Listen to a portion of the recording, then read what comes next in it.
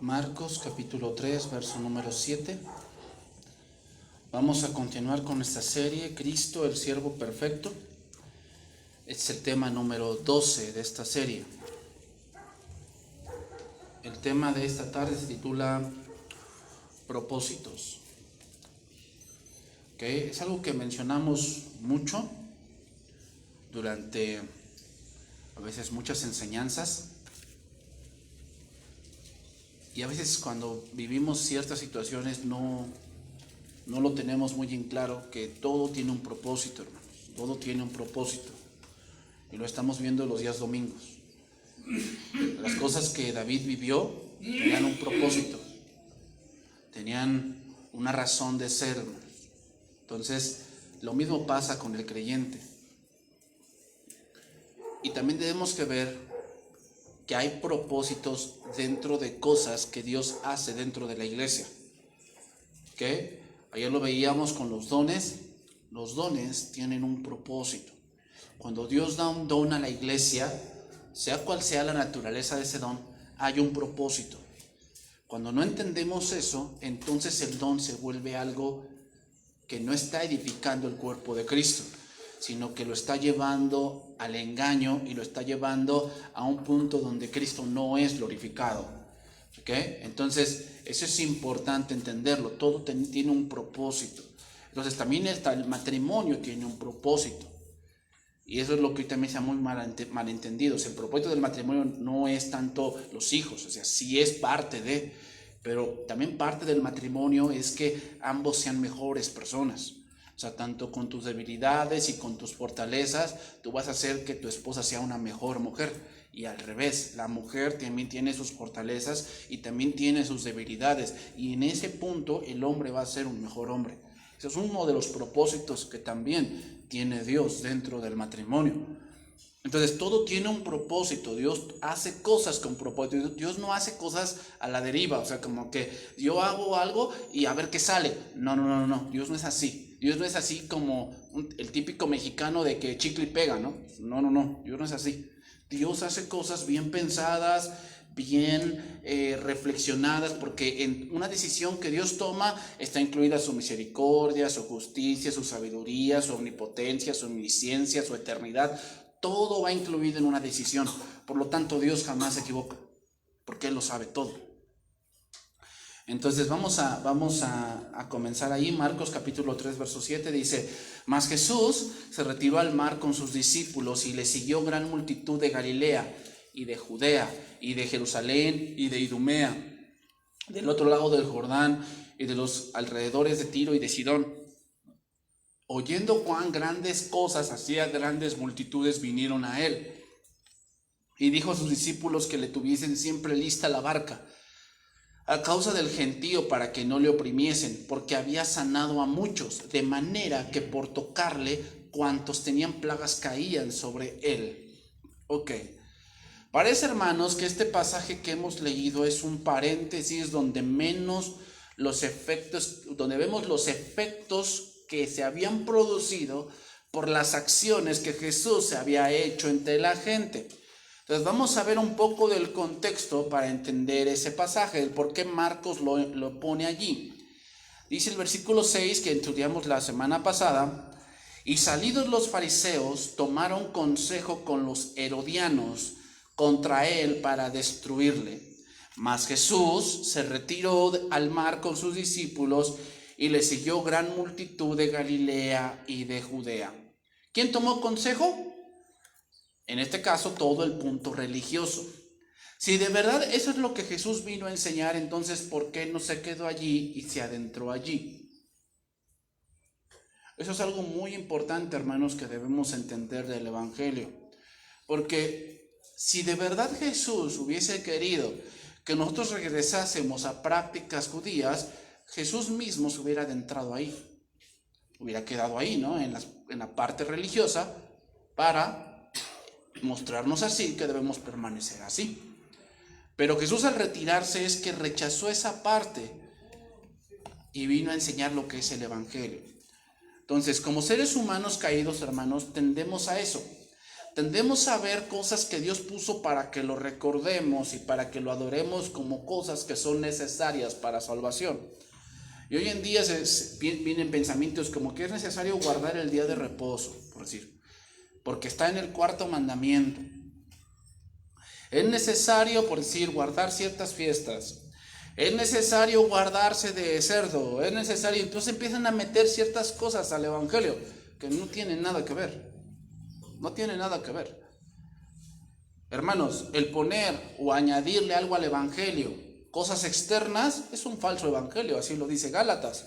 Gálatas dice que cualquiera, sea yo, dice Pablo, sea yo o un ángel del cielo, les presente un evangelio, tuvo cobardía. No, hermanos, no debemos confundir miedo con prudencia. Dice ahí, mas Jesús, versículo 7, se retiró al mar con sus discípulos y le siguió gran multitud de Galilea y de Judea. Aquí la palabra siguió, esa palabra siguió, significa en el griego, significa estar en el mismo. Específicamente acompañarlo para que sea mi maestro.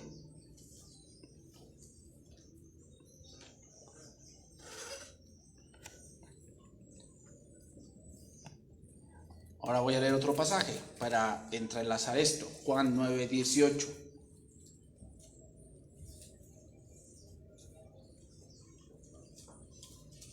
Juan 9:18.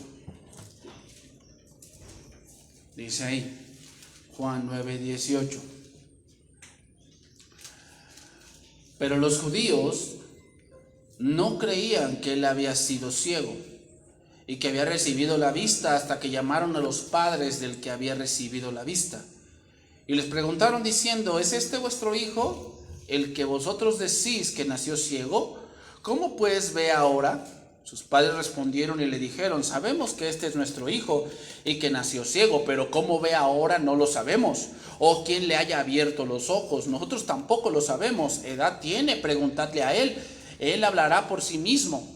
Esto dijeron sus padres, dice, porque tenían miedo de los judíos, por cuanto los judíos ya habían acordado que si alguno confesase a Jesús, que Jesús era el Mesías, fuese expulsado de la sinagoga. Por eso dijeron sus padres, edad tiene, preguntadle a él. Veamos, hermanos, la libertad, ¿a dónde nos lleva? Si de verdad tenemos libertad, porque eso es el evangelio. Dice que donde está el Espíritu del Señor, ahí hay libertad. Entonces, ¿dónde nos lleva la libertad? A Jesús. A ver, ¿por qué esa multitud específicamente fueron con Jesús? ¿Por qué? ¿Por qué buscaban a Jesús? La respuesta es por esa libertad que Dios les había dado. Cuando estamos en la libertad, hermanos, el Señor esa libertad nos va a llevar a Jesús. Es muy importante, hermanos.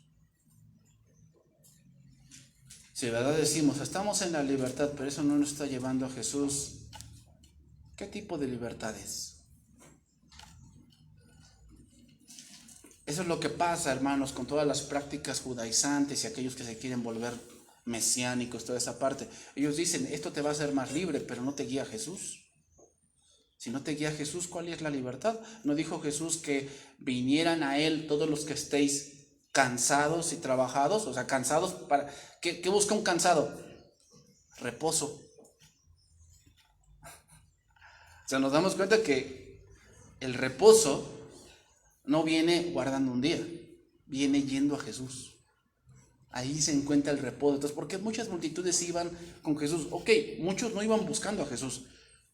Pero si nosotros queremos libertad, no la vamos a encontrar en ciertas prácticas, la vamos a encontrar en Jesús. Ahí está el reposo, ahí está la libertad, porque si el Hijo os libertare, seréis verdaderamente libres. Sin duda alguna, esas multitudes y muchos de ellos estaban aprisionados en un círculo religioso que se había implantado. Y hermanos, cuando eso se implanta, empieza a venir la esclavitud. ¿Por qué? Porque empezamos a hacer las cosas por miedo. por miedo al castigo, no por amor. Entonces seguimos ahí, Marcos 3:8, de Jerusalén, de Idumea, del otro lado del Jordán y de los alrededores de Tiro y de Sidón, oyendo cuán grandes cosas hacía, grandes multitudes vinieron a él. Veamos la razón por la cual venían a él, y era porque habían escuchado lo que hacía y lo que enseñaba. Marcos resalta, hermanos, el alcance de la popularidad de Jesús, observando las varias regiones geográficas representadas en la masa de gente que pugnaba al verlo. Vemos allí que nombra primeramente ciudades judías, Jerusalén, Idumea, pero luego dice, el otro lado del Jordán y de los alrededores de Tiro y de Sidón. Tiro y Sidón eran ciudades gentiles.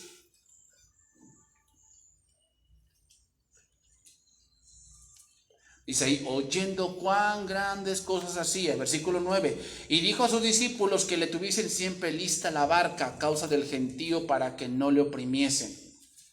Mira, Jesús tiene que encontrar ahora una nueva manera de enseñar. Era tanta la gente que no podía estar en medio de ellos.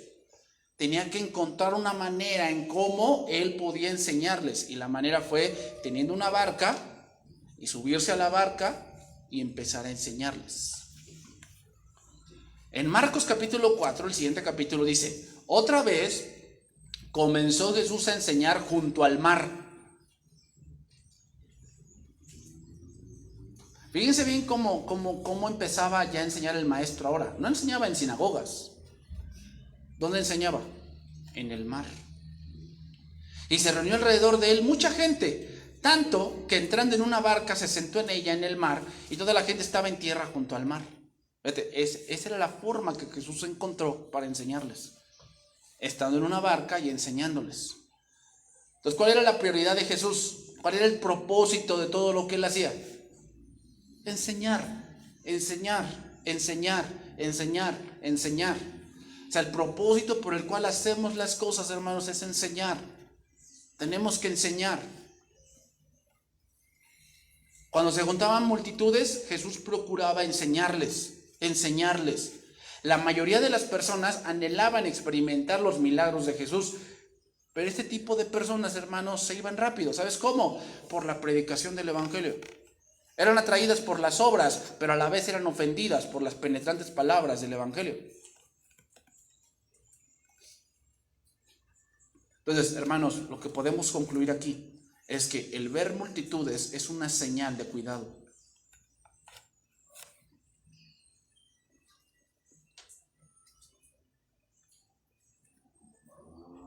El ver multitudes es una señal de cuidado. ¿Por qué? Porque no todos están por Jesús y Jesús tuvo que pronunciar juicio sobre estas multitudes.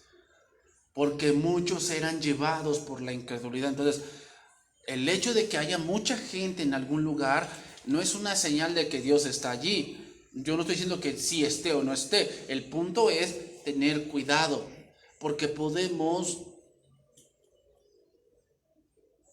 engañarnos nosotros mismos de que todo va bien. Y hermanos, nosotros como iglesia experimentamos eso.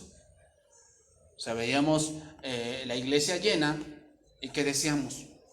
Pues vamos bien, y vamos a ver las transmisiones por otro lado, todos decíamos, vamos bien. Pero cuando se vino todo el problema, nos hizo ver la realidad de las cosas, que no todos allí estaban por Cristo, estaban por un hombre.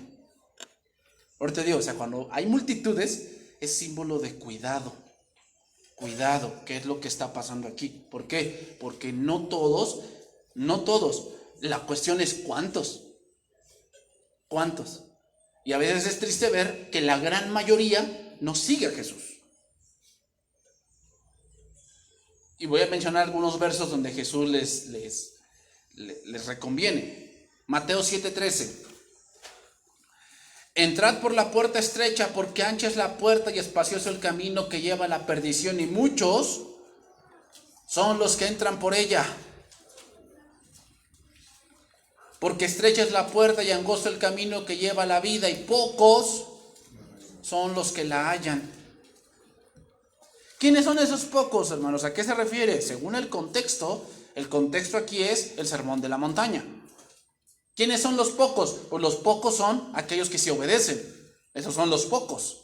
O sea, de una multitud, pocos quieren obedecer. Los demás están allí por recibir algo, pero no están porque quieren obedecer. Entonces procurad ser de esos pocos, ¿no? Aquí cuando habla de la puerta estrecha, habla de una puerta que se encontraba en el muro y que solamente podías entrar en cuclillas. Y nada más pasaba uno. Era una entrada en el muro pequeña y ahí entrabas. Pero nada más entraba uno. Y no podías entrar con carga ni con tu costal de lotes, nada. Tú tenías que entrar solo. ¿Te das cuenta? O sea, no podemos entrar allí con mis obras y decir, yo hice esto, Señor, por eso entro. No. Mateo 11:20.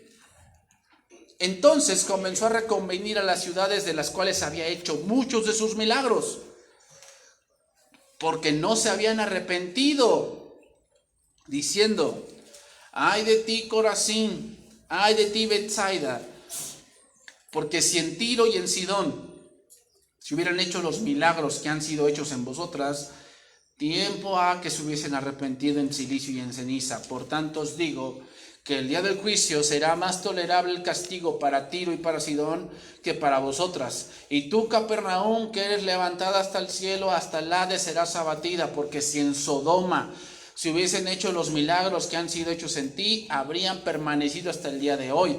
Por tanto os digo que el día del juicio será más tolerable el castigo para la tierra de Sodoma que para ti. Tiro y Sidón, hermanos, eran ciudades gentiles y habían salido al encuentro de Jesús. Eran ciudades antiguas con reputación de inicuas y Dios las destruyó. Pero los habitantes de Betsaida, Corazín y Capernaum vieron a Jesús en persona, vieron sus milagros, oyeron su predicación y aún así con eso no quisieron arrepentirse. Por eso, hermanos, el ya conocer de Cristo y volver atrás es un gran pecado. ¿Por qué? Porque será más tolerable el castigo para alguien que no conoce que para ti que conoces. O sea, volver atrás no es una opción, hermanos.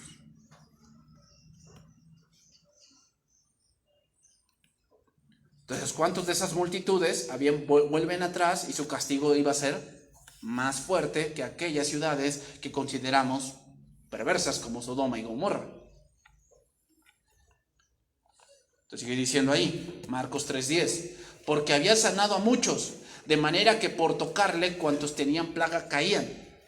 Fijémonos, la mayoría venían por milagros, no habían entendido el propósito de los milagros. Los judíos de hoy desacreditan a Jesús diciendo que no enseñó Torah. Yo he escuchado a judíos de hoy que dicen, es que Jesús no es el Mesías, porque el Mesías, una de las cosas que hará es enseñar Torah y defenderá la Torah, y Jesús no enseñó Torah. Es lo que ellos dicen. Pero los grandes milagros que Jesús hizo eran una consecuencia del mensaje que él daba. Es decir, los milagros no era porque él quería, los milagros confirmaban el mensaje que él hacía. Y eso contradice sus pensamientos de ellos. La mayor parte de milagros realizados por Jesús fueron actos de curación. Hermanos, ¿qué nos dice esto? Que en su llaga fuimos nosotros curados. En su llaga fuimos nosotros alcanzados. ¿Sabes cómo traducen ese pasaje los judíos? Cuando le sacas Isaías 53, ellos dicen que no está hablando de Jesús ni del Mesías, está hablando de Israel. Que Israel sufre por todo el mundo. Es una pésima interpretación. Pero como dice 2 Corintios, el conocimiento de ellos se embotó. Por eso cuando leen la ley dice hay un velo que solamente por el Espíritu Santo es quitado. Voy a leer ese pasaje, Marcos 3:10, traducción viviente. Ese día, dice, sanó a tanta gente que todos los enfermos empujaban hacia adelante, dice ahí, para poder tocarlo. Nos fijamos cómo era la multitud, o sea, estaba la multitud y cuando Jesús sanaba a alguien, la gente quería abalanzarse y quería nada más tocarlo.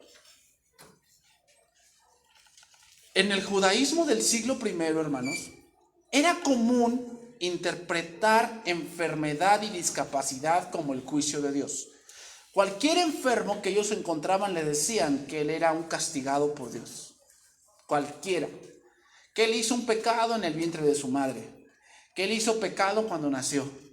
Entonces cualquier enfermo, cualquier discapacitado les era dicho: tú estás bajo el juicio de Dios. Entonces muchos que padecían enfermedades físicas interpretaban sus adversidades como desagrado de Dios. Pues obviamente querían ser sanados. Pero hermanos, Jesús no solamente quería dar sanidad física, quería dar sanidad espiritual. Eso es lo que debemos entender, hermanos.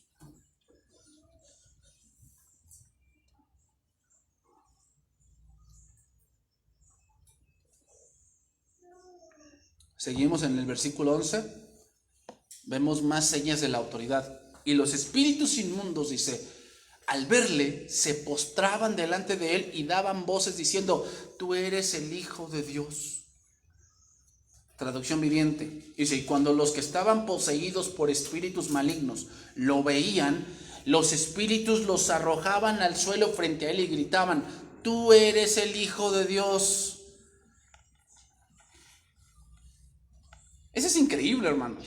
Yo me imagino esa escena y es increíble.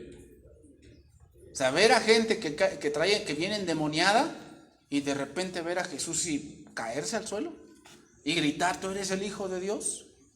Eso es algo increíble, hermanos. Te voy a decir algo, es increíble. Pero los demonios saben quién eres. Y hoy el ser humano, con su mucha inteligencia, se declara ateo. O sea, lo cual es lo más necio que puede haber, porque ni los demonios llegaron ahí. O sea, fíjate, un demonio no ha llegado a ser ateo, porque conoce quién es Jesús, y el ser humano que se cree tan inteligente dice: para mí no hay Dios. Pues eso es lo más absurdo. Versículo 12 dice: mas él les reprendía mucho para que no le descubriesen. Otra prueba más de la autoridad de Jesús. Les decía que se callaran. Y se callaban, hermanos, se callaban. A pesar de que eran sus más feroces enemigos, estaban obligados a obedecer y a acatar las órdenes de Cristo. Entonces, hermanos, Dios encarnado estaba ahí. Tenía autoridad sobre todo. Jesús de verdad era como el maná, el agua en medio de esas personas plagadas de azotes y enfermedades. De verdad, Jesús era ese reposo que la religión judía no podía dar. ¿Y cuándo sucedió esto, hermanos, de las enfermedades? Después de un día de reposo. Recuerden que el pasaje anterior era el hombre de la mano seca, y fue en un día de reposo. En este momento, o sea, ¿qué daba más reposo? ¿El día que había pasado o aquí Jesús sanando gente? ¿Qué daba más reposo? Es lo más lógico que Jesús mismo. Eso quiero que entendamos, hermanos. El reposo al alma del ser humano no lo trae un día. Lo trae Jesús en nuestras vidas. Eso lo dice Hebreos capítulo 4, cuando dice que el autor o el salmista habla de un reposo que no era de un día, sino era un reposo que vendría a ser por toda la eternidad. Por eso dice: por lo cual juré, en mi ira no entrarán ¿en qué? En mi reposo. Y en ese momento, cuando dice eso el Señor, el día de reposo ya existía. Y está hablando allí de los judíos que no entraron a Canaán, sino que cayeron en el desierto.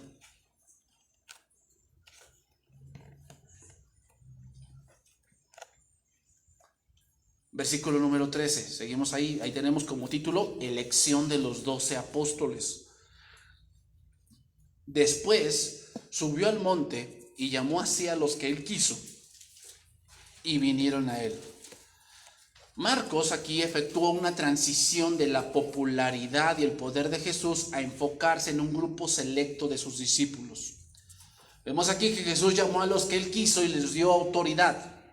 Hermanos, la elección de estos 12 es una declaración de juicio sobre la incredulidad de Israel y es un rechazo al sistema religioso de Israel. Lo voy a decir por qué.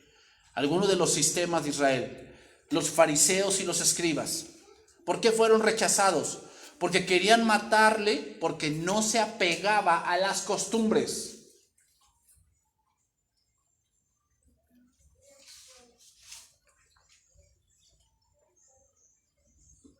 Querían matar a Jesús porque no se apegaba a las costumbres.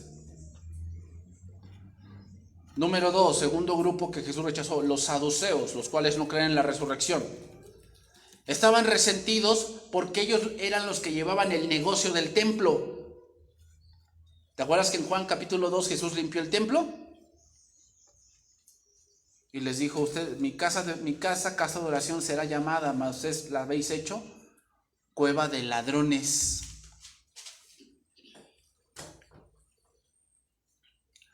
Número 3, otro sistema, los herodianos.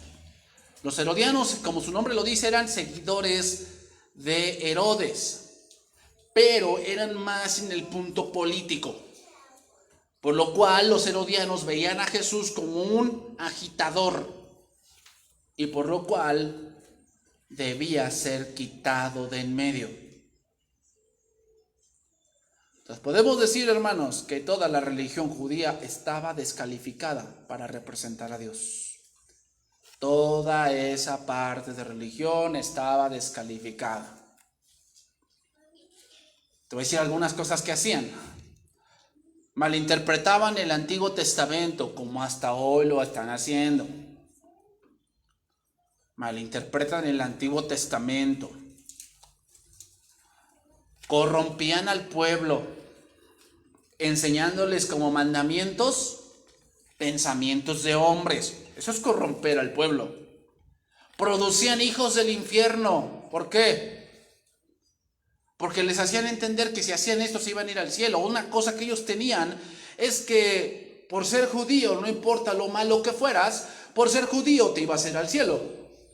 Porque ellos pensaban que la salvación era por sangre. Y lo siguen pensando el día de hoy. Ellos creen que son no una raza superior, sino una raza distinta. Eso es lo que creen ellos. Por eso, si tú pasas por un barrio judío y tú pasas por allí, ellos no permiten que toques a sus hijos. ¿Por qué? Porque tú eres inmundo. Porque la santidad supuestamente de ellos es por generación. Tú no tienes ninguna santidad porque tú eres un gentil. Eso es hacer hijos del infierno, porque al final se van a dar cuenta que todo eso es mentira. Creían que eran iluminados con relación a Dios, pero en realidad eran ciegos, guías de ciegos. Se creían protectores de la palabra de Dios, pero cuando en realidad solo la habían intercambiado por mandamientos de hombres. Fíjate todo lo que habían hecho. Era natural que Jesús los rechazó. Ahora voy a hacer un paralelismo aquí con esto. En el pie del monte Sinaí estaban las 12 tribus de Israel para recibir mandamientos de Dios y para recibir ese llamado. Al pie del monte Sinaí, Dios descendió en el monte, subió Moisés y recibió ¿qué? Los 10 mandamientos. También recibió el tabernáculo y todo el servicio del tabernáculo, que es la ley ceremonial. Ahí Moisés es símbolo ¿de quién? De Cristo. De Cristo. Y parece que esta escena es igual. 12 apóstoles abajo, esperando, mientras que Jesús subió al monte a orar con el Padre. ¿Para qué crees que subió a orar? Porque iba a ser una elección. Versículo 14. Y estableció a 12 para que estuviesen con él y para enviarlos a predicar. 2 razones por las cuales Cristo estableció a 12. Dos razones.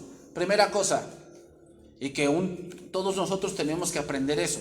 Nosotros somos discípulos de Cristo, ¿ok? Por eso somos cristianos. La palabra cristiano significa pequeños ungidos o seguidores de Cristo, ¿ok? Por eso somos cristianos. Bueno, ¿por qué somos seguidores de Cristo? Número uno, para que estemos con Él. Es decir, tenemos que aprender de Él. A eso venimos, a aprender de Él.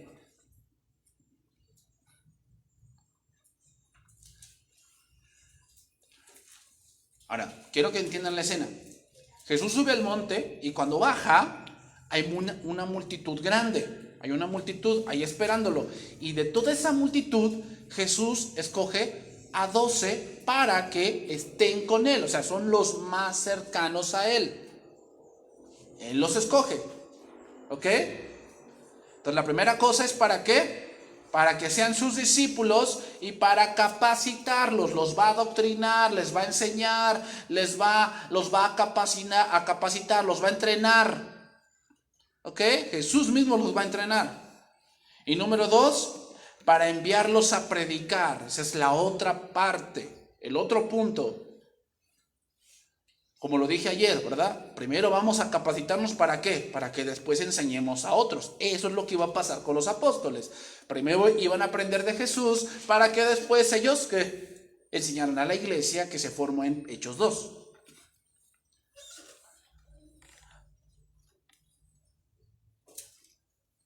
Ese plan, hermanos, se los había encargado Dios a Israel. Cuando les dice, y ustedes me serán un reino de sacerdotes y gente santa, y ellos dijeron, todo lo que Jehová ha dicho, haremos. ¿Y qué hicieron? Fallaron. No fueron una nación distinta, se mezclaron con los demás, por lo cual Dios tuvo que disciplinarlos. ¿Qué nos ha encargado ahora a nosotros? Lo dice Corintios, el ministerio de la reconciliación. Es eso, predicar ¿qué? Las buenas nuevas del evangelio. Entonces seguimos, versículo 3, capítulo 3, versículo 15, dice, y que tuviesen autoridad para sanar enfermedades y para echar fuera demonios. Pregunta, ¿para qué esto? Para hacer verídico el mensaje que ellos llevaban. O sea, primero vamos a predicar y Dios les iba a dar el encargo ¿de qué? De que ellos pudiesen hacer alguna señal para confirmar el mensaje. Bueno, aquí surge otra cosa. ¿Ya ves, pastor? Aquí dice que Jesús les dio autoridad para, o sea, como que les dio el don. Sí, sí lo dice. ¿Ya ves? Entonces, ¿yo puedo hacerlo? No, tú no eres Dios. Aquí Jesús es obvio que lo hace porque Él es Dios. Y Él lo puede hacer, pero nosotros no somos Dios. Yo no puedo decirte, tú vas a tener la autoridad para sacar demonios. No. Eso viene por el Espíritu Santo, no viene por mí. Yo no puedo decirle a alguien, tú vas a tener el don de sanidades. No. Eso no es de mí. Hebreos 2.3 dice esto. Hebreos 2.3 dice ahí, ¿cómo escaparemos nosotros si descuidamos una salvación tan grande, la cual, habiendo sido anunciada primeramente por el Señor, nos fue confirmada por los que oyeron? ¿Quiénes son los que oyeron? Los apóstoles, que los encargó, testificando Dios juntamente con ellos, ¿cómo? Con señales y prodigios. ¿Qué testificó? Que el mensaje que ellos escucharon es la verdad. Y diversos milagros y repartimientos del Espíritu Santo según su voluntad. ¿Cómo se confirmó el mensaje del Evangelio?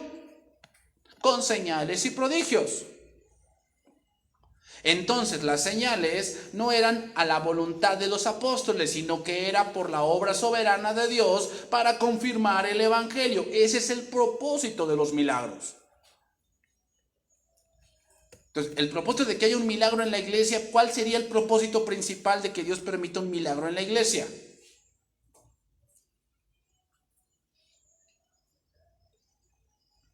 Uno de los principales es confirmar su palabra. Otro, ¿cuál sería? Confirmar que Él está entre nosotros. Otro cuál sería confirmar nuestra fe. Otro cuál sería buscar más de Dios. ¿Te das cuenta? Todo nos está llevando hacia Cristo. Si un milagro no nos lleva hacia Cristo, yo creo que Dios no lo hizo. Eso es lo importante. ¿Cuál es el propósito por el cual Dios hace algo y se mueve dentro de la iglesia? ¿Cuál es el propósito? ¿Que nos envanezcamos? ¿Que creamos que somos los únicos? ¿Que creamos que el que no cree como nosotros está mal? ¿Eso es el propósito que Dios quiere? Yo creo que no. Yo creo que el propósito máximo es que veamos a Cristo y le glorifiquemos y que otros vengan al conocimiento de la verdad y sean libres. Entonces seguimos ahí. Nombra los nombres de las personas que Jesús escogió. A Simón, a quien puso por sobrenombre Pedro. Recuerden que Pedro es el griego y significa piedra pequeña. ¿Por qué le puso así Jesús? Bueno, podemos decir que Pedro fue uno de los más grandes apóstoles. De hecho, recuerdan Corintios cuando había divisiones. Yo soy de Pablo, yo soy de Cefas, yo soy de Cristo. ¿Ah? Y Cefas es Pedro. O sea, Pedro era una persona, él fue el primer predicador de la iglesia. Él fue el tomado como el primer pastor de la iglesia primitiva. A Pedro, Cristo mismo le encargó ser el pastor de la iglesia. Cuando le dijo, Pedro, ¿me amas? Y él dijo, sí, Señor, yo te amo. Apacienta mis ovejas. O sea, lo confirmó el Señor que él iba a ser pastor. O sea, Pedro, en realidad, iba a ser esa piedra pequeña que Dios iba a utilizar para que confirmara a otros. Cuando se hablaba de los apóstoles, el primero que venía a la mente era Pedro. Y aunque Pedro no escribió tantas epístolas como lo hizo Pablo, Pedro era tomado como una autoridad fuerte dentro de la iglesia. Se dice que él murió crucificado al revés. Porque él dijo, cuando le iban a matar crucificado, él dijo, yo no soy digno de morir como mi maestro. ¿Por qué? Porque él... Lo que lo marcó tanto a Pedro fue negar a su maestro. Eso fue lo que lo marcó. Los padres de la iglesia como Ireneo y muchos de esos padres de la iglesia marcaban mucho en sus escritos que Pedro siempre a veces lloraba porque se acordaba de ese momento. Y recuerden que Marcos, que también abandonó la obra de Pablo y Bernabé, ¿de acuerdo? Que abandonó porque vio que los perseguían. ¿Quién lo tomó bajo su cuidado? Pedro. Y yo creo que lo animó porque Pedro le dijo, yo también negué al maestro.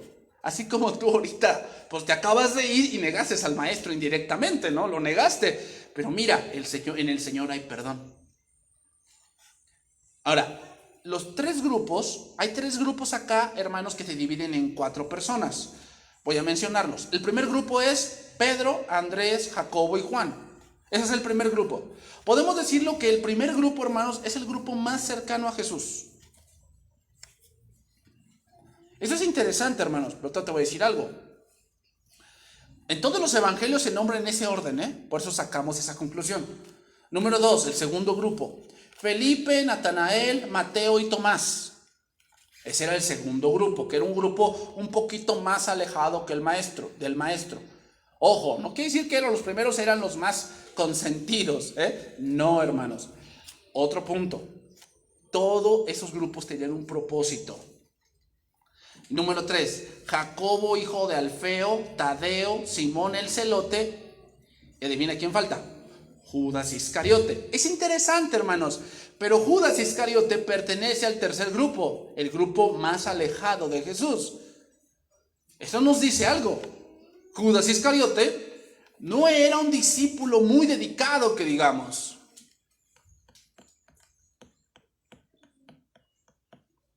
Eso nos hace entender algo. La revelación, hermanos, para cada uno es progresiva y es diferente. ¿Quién crees que requiere más revelación? ¿Un pastor o requiere más revelación un evangelista? Creo que ambos requieren lo mismo. Pero sin duda, Dios le va a dar revelación de acuerdo al puesto que Dios le ha dado. A veces a lo mejor el pastor requiere más revelación doctrinal, mientras que el evangelista requiere revelación de la redención, de la justificación, de la salvación. Aunque el pastor también requiere eso, pero su función es distinta. A eso es lo que me refiero, hermanos. El hecho de que haya 4 grupos y que uno sea más cercano, es que la función y el propósito de cada apóstol era distinta. No todos iban a ser apóstoles, en el sentido de que todos así bien reconocidos, o todos eran maestros, o todos eran profetas, todos hacían milagros, todos hacían sanidades. No. Lo que vimos ayer, hermanos, estos 12 eran un cuerpo y cada uno tenía su función. ¿Los primeros 4 eran los consentidos? No. Los primeros 4, hermanos, específicamente 3, eran los pilares que se levantaron dentro de la iglesia para edificar lo que fue la iglesia primitiva. Empezamos por Pedro, que fue la cabecilla de todo. Pero luego encontramos a Jacobo. A estos 2, Jacobo y Juan, Jesús les puso por sobrenombre los hijos del trueno. Y eso era porque estos 2 discípulos eran dados mucho al arrebato. En el enojo y en las euforia hacían cosas arrebatadamente. Y yo me imagino que Jesús les puso ese apodo para que recordaran de lo que debían cuidarse. Es interesante, pero ¿cuál es el apóstol del amor? El apóstol Juan. Y era el que tenía un carácter explosivo. Y hablaba de que amar y amar y amar cuando era un hombre explosivo que odiaba y que quería matar a fuerzas. Ese es el cambio, hermanos. Jacobo fue el primer mártir de la iglesia y Jacobo y Juan eran hermanos. Y Simón y Andrés eran hermanos.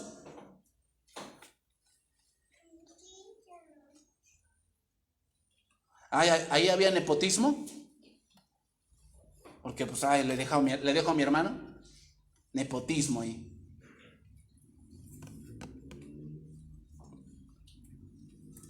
Jacobo fue el primer mártir al ser decapitado y Juan fue el último en morir. Él murió a la edad más o menos de unos 90 años, en el año 100 después de Cristo. Recuerden que Juan fue el que escribió el Apocalipsis y estuvo en la isla llamada Patmos.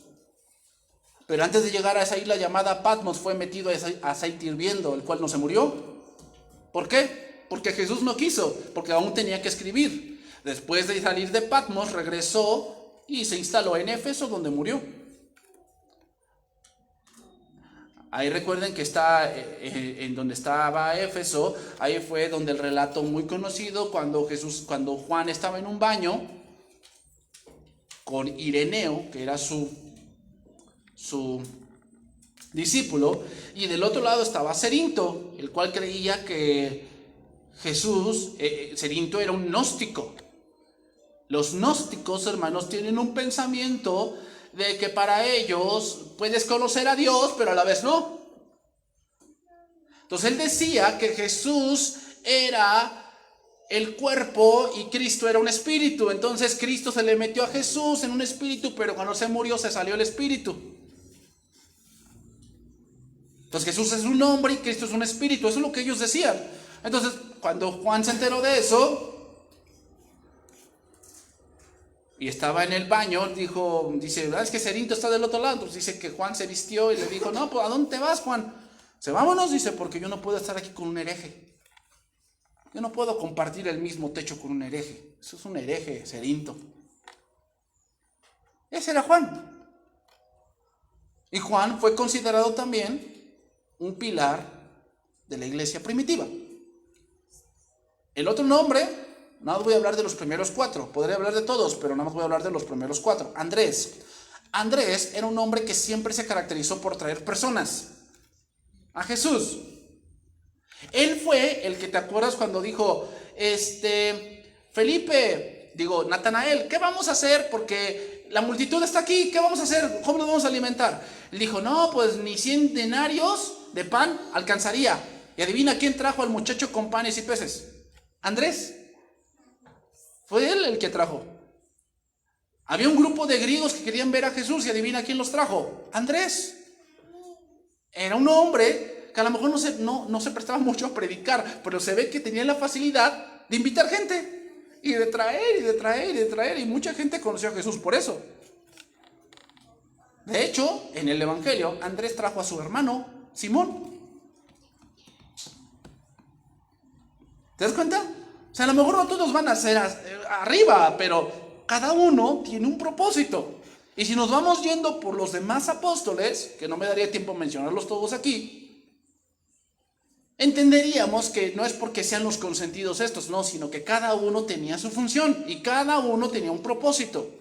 Así nosotros, hermanos, en esta iglesia, cada uno de nosotros tenemos un propósito. No todos vamos a ser profetas, no todos vamos a ser maestros, no todos vamos a ser pastores, no todos vamos a hacer milagros, no todos vamos a hacer sanaciones, no todos, pero todos tenemos un propósito. Y tenemos que entender eso. Entonces voy terminando. Según la tradición, se dice que Andrés murió poco después de presentar el evangelio a la esposa de un gobernador provincial. Le presentó el evangelio y la esposa se convirtió, pero el gobernador no. Entonces el gobernador trató de disuadir a su esposa, de retractarse de su fe, y él no se retractaba. Entonces dijo, no, ¿quién te lavó el cerebro? No, pues fue Andrés. Fue con Andrés y lo puso en una cruz en forma de X. Y lo dejó ahí colgado sin comida ni agua. Y dice que allí, así estuvo colgado por 2 días. Y dice, ahí estaba colgado él, y cada uno que pasaba a verlo le predicaba el evangelio ahí crucificado.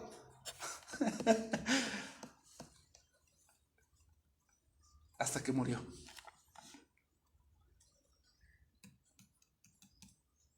Entonces termino.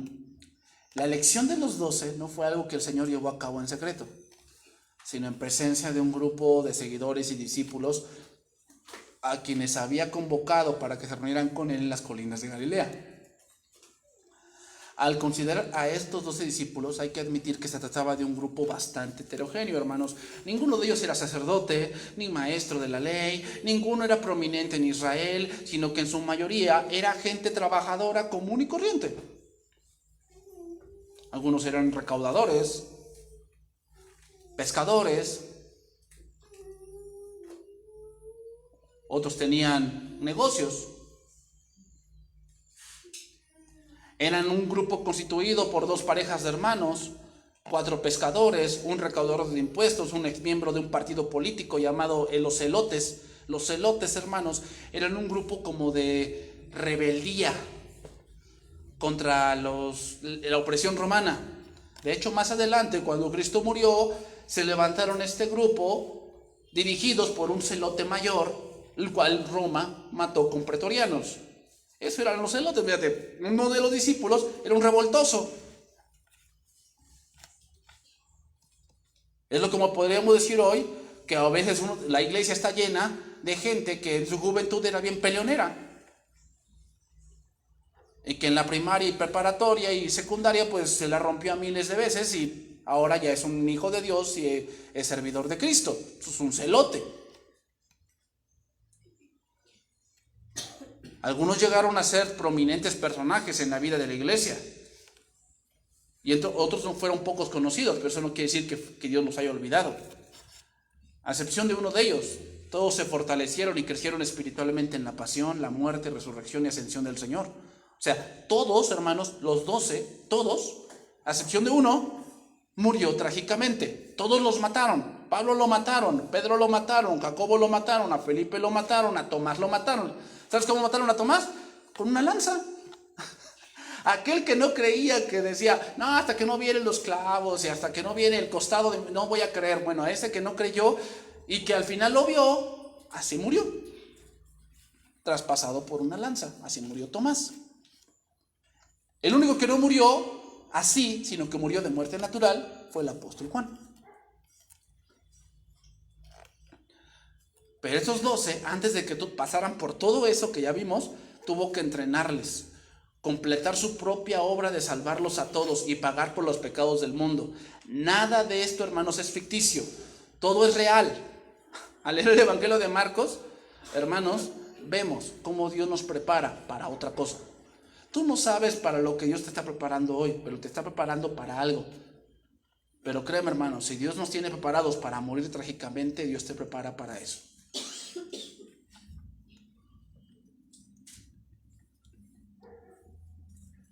Entonces, hermanos, veamos. Fueron 12 apóstoles que no eran letrados, ni capacitados, ni tenían doctorados, cosas así, no. Pero una cosa sí tenían. ¿Cuál? Corazón dispuesto a aprender. Eso es lo que todos debemos tener, ¿eh? Corazón dispuesto a aprender. Ok, hermanos, que Dios bendiga su palabra.